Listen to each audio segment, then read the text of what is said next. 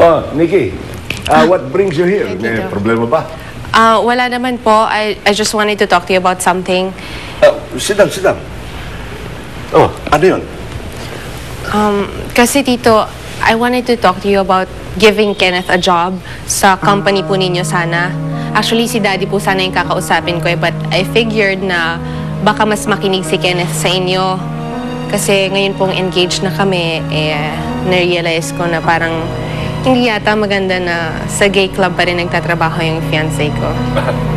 You have a point there. Alam mo, it's not exactly a decent job for Kenneth. Yun nga rin po ang iniisip ko But don't worry, I will see him and talk to him and offer him a job in the company. Talaga po. Thank you, Tito. Okay. Now that you're going to be a member of the family, you can call me Papa. Thank you, Papa. Okay. Salamat po. Tapos ano bang voltage ang marirecommend nyo ba dyan? Normal ba yan? Sir, ba yan? Tapos kailangan from afar, sobrang linaw talaga dapat Pero hindi pwede sa umaga yan no? Sa gabi lang?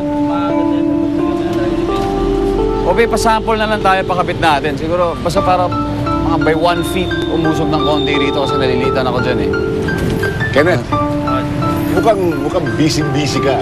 Pa? Hindi, may nice po namin yung renovation ng club kasi magre-renovate po kami soon. Ano ginagawa niyo dito? Alam mo, parang you're wasting your talents here. Ano pong ibig niyo sabihin? Alam mo, Ken, there are many things that we don't see eye to eye. But you're still my son. Gusto ko makasama kita sa negosyo. You don't belong here. Kaya I came here to offer you a job in the company. Teka. Huwag ka muna magsalita. Pag-isipan mo lang. Ano? Parang hindi magandang tignan na pag nalaman ng tao na asawa ni Nikki ay nagtatrabaho sa gay club. Alam mo, ngayong matutuloy ng merger ng kumpanya natin at ang kumpanya ng pamilya ni Nikki, I want you to oversee things. It's for your own good. Balang araw, magiging inyo ang kumpanya. Di mabuti alam mong i-manage ang operations ng kumpanya at alam mo kung anong gagawin. See? If you can't do it for yourself, do it for Nikki. Sige ba?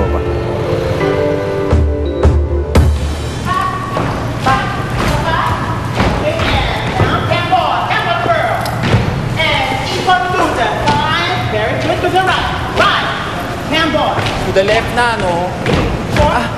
Sir Kenneth, ano sa tingin mo yung production number na? It's very fresh. Bago-bago yan. Maganda. Sayang nga lang Too bad.